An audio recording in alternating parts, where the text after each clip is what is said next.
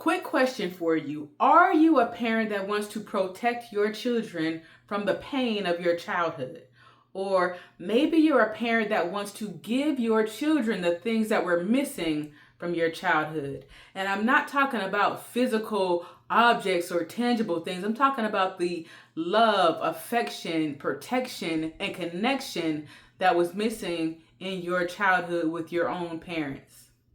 Both of these are valid desires, and in order to make these desires become a reality, it requires you to get additional information. It requires you to get the missing context for additional understanding to make these desires become a reality. Allow me to explain just a bit.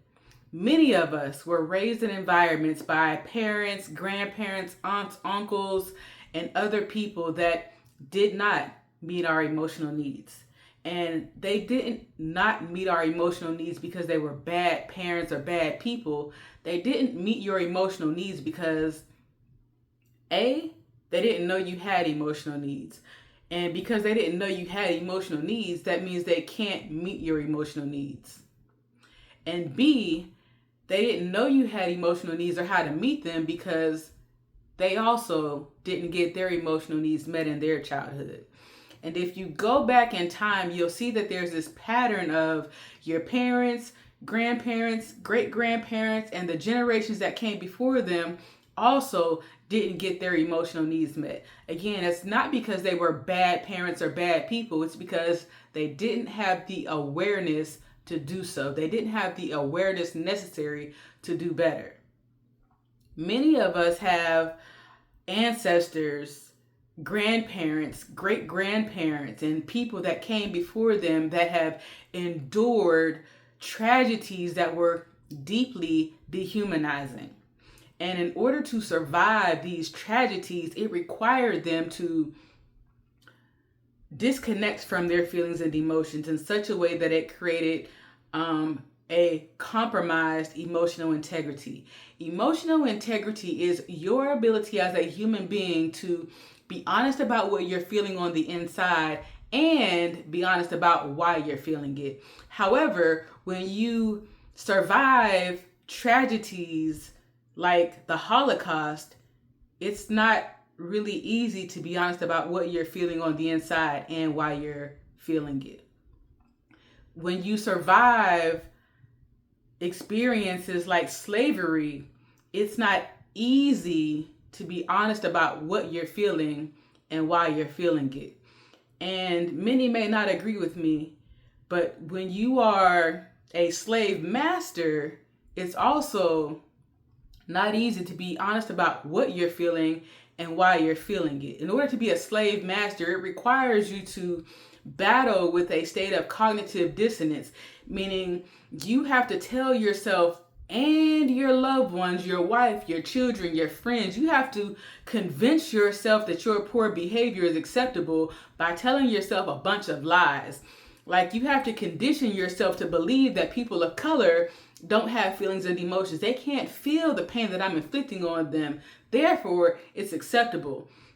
And really, you have conditioned yourself to believe it's acceptable because it produces great financial gain for you. And I'm bringing these experiences up because they matter. They matter because when you are subjected to these type of experiences, it forces you to do things to survive that are dehumanizing. Again, it requires you to disconnect from your feelings and emotions. It requires you to ignore a lot of signals, a lot of communications from the inside that are telling you that you're in danger, you're in harm's way, you're being hurt, something's not okay. But you can't escape these environments because if you attempt to, you're going to die. That is a lot of that's a lot of conflict for a human being to navigate in a healthy way.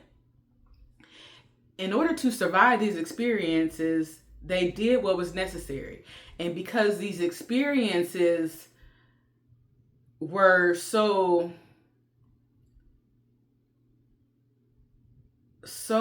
hurtful and harmful and for slavery in particular, because they lasted so long, there was never a period of time where they were able to sit down and self-reflect and become more self-aware and honor the communications from the inside in a way that would allow them to heal, to repair the hurt that has been caused to them. And when they became parents themselves, they began raising their children in a manner to protect them from the pain of their childhood. They began raising their children in a manner with a mindset and the conditioning of these dehumanizing experiences to give their children what was missing from their own childhood to the best of their abilities. And when these previous generations are navigating tragedies of this capacity, again, there's no ability to self-reflect, to become self-aware, to separate yourself from this trauma in a way that allows you to really understand what's happening and prevent it from happening to future generations. Now, me and you, we right here in 2026, and we have the luxury of the internet. We have the luxury of social media platforms that allow us to exchange information with people all over the world. We have access to podcasts, to talk shows, to so much information that is helping us to understand who we are, why we are the way we are, how to heal it, how to make it better. And as a result of this, it is allowing us to heal in ways that were not available to previous generations. And because we had this access, for many of you, it has created this mindset of hatred for your parents, frustration and anger. And I'm not here to tell you how to feel, but I want you to give real thought and consideration again to the context that I've explained. And even if the context that I've explained does not apply to you, do the work necessary to get the context that is applicable to you and your family history, and really understand what the pain is, what the issue is, and you got to start talking about it. Maybe you need to go to therapy. Maybe you need a counselor. Maybe you need a coach. You got to start talking about it. And I wrote a book for you. If you need a resource to help you, you can go to my website and order my book. I'll leave a link to it in the description. It's titled Aim to Be Human. And in this book, I go over my framework, AIM. It's a framework that is designed to help you acknowledge the pain, identify the pain, and create healthier habits going forward. The A in this framework stands for acknowledge. It is acknowledge your feelings and emotions.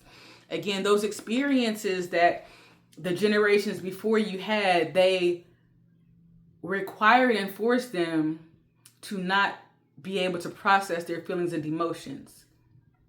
And you've got to get connected back to your feelings and emotions in a healthy way that allows you to understand what is being communicated to you and why.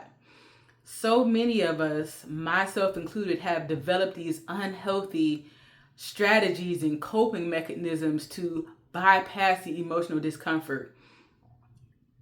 We have these experiences, the emotional discomfort comes up, and we run to our closest, quickest coping mechanism, whether it's smoking cigarettes, smoking weed, drinking alcohol, overspending, over shopping, overworking, turning to sugar. Sugar is a very highly addictive substance. Whatever it is, scrolling on social media, and we do this because it numbs the pain, it soothes the discomfort. And many of us don't even recognize what we're doing. We just know that it feels uncomfortable. I do this and it feels better. And you got to take the time to take a step back to, I feel this discomfort. I've got to process it. You got to sit down and really allow yourself to feel the discomfort, to process and understand what it's telling you. The I is for identify. You can always identify the root cause of poor behavior because it changes the way humans behave. For so many of us, the root cause of poor behavior is connected to experiences that began so early in our childhood. We don't think it's an issue because it has become normalized over the course of our childhood, and we tend to say things like, that's just the way I am. I'm like this with everybody.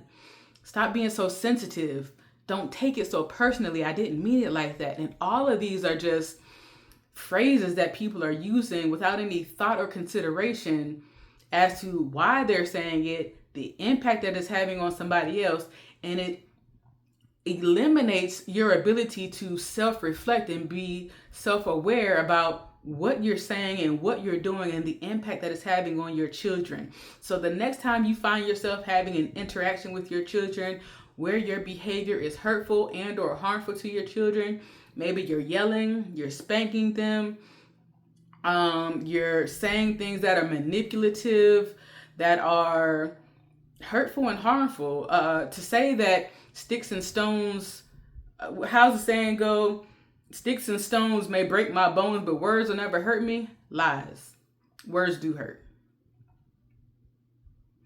Some of us think that children don't have stress. They don't have problems because we're adults. We've got to go to work and make money, and we've got all this stress to pay the bills and manage the home and make sure everything is in order. Like, we've got real stress. Children don't have stress. They don't have anything to worry about. They just got to go to school, do their homework, and that's it. And I want to tell you, your children, they absolutely have stress. They are growing up in a world that is drastically different from the world you grew up in, and they have stress. And they need you to be able to identify the root cause of your behavior so you can help them identify the root cause of their behaviors and change the trajectory of your family. So the next time you find yourself behaving in a manner that is hurtful and or harmful to your children because you feel it on the inside of you, because you see it all over their facial expressions, body language, or maybe they're crying, I need you to go sit down and take some time to become self-reflective, self-aware, to understand what's happening on the inside of you and why. And now that you have acknowledged your feelings and emotions, you have identified the root cause of poor behavior, I need you to modify the behaviors that are not serving you and your family well. And we're not just talking about serving you and your family well in the moment. We are talking about serving you and your family well now and in the future. So many of us have made decisions because, well, it works in the moment, without giving thought or consideration to the impact it's going to have on our children and ourselves in the future. It matters how you make money. It matters how you communicate with your children. It matters how your children feel on the inside. It matters. And we've got to start giving real thought and consideration to the impact that we are having on our children now and how it's going to impact them in the future. Because once they're grown, the opportunity may not be there to repair the relationship. And once they're grown, you have less influence in their lives to shift and modify things in the way you're going to want to. So now you're at the stage where you need to start modifying the unhealthy behaviors that are not serving you and your family well. And one thing that you can do that will make a big impact is to start taking better care of yourself. Start exercising. When you wake up in the morning, dedicate some time to you, taking care of you. Start your day drinking some water and get some exercise in.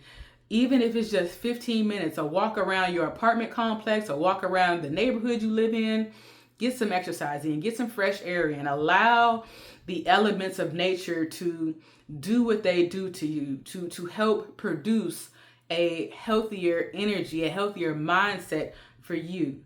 To modify these behaviors, it may require you to go to therapy, to get a coach, to get a counselor. And if that's something that you feel you need, please reach out to the appropriate people and get the help that you need. There's no need to be ashamed or embarrassed because you need help. And I kind of want to bring this video to an end, but it's really important that you get to a place where you are able to have the important uncomfortable conversations. These uncomfortable conversations that are being avoided in your family, these are the ones that are preventing you from giving your children the things that were missing from your childhood. These are the things that are preventing you from protecting your children from the pain of your childhood. It's the difficult conversations that people are avoiding because of the emotional discomfort that is tied to having these conversations. We don't want to talk about the things that we said or done that were hurtful and harmful, because taking accountability it's not an enjoyable experience. However, on the other side of taking accountability, you get the family you desire, the family that has trust, that is connected in a healthy emotional way, a family that loves each other, a family that when your children become adults, they don't spend time with you because they feel forced. They spend time with you because they desire to spend time with you. So I want to encourage you to give real thought and consideration to what context is missing in your life, in your family's history. I want to encourage you to have the uncomfortable conversations necessary. And again, I want to remind you that I'll leave the description to my book, or the information to my book in the description. And I look forward to seeing you in the next video.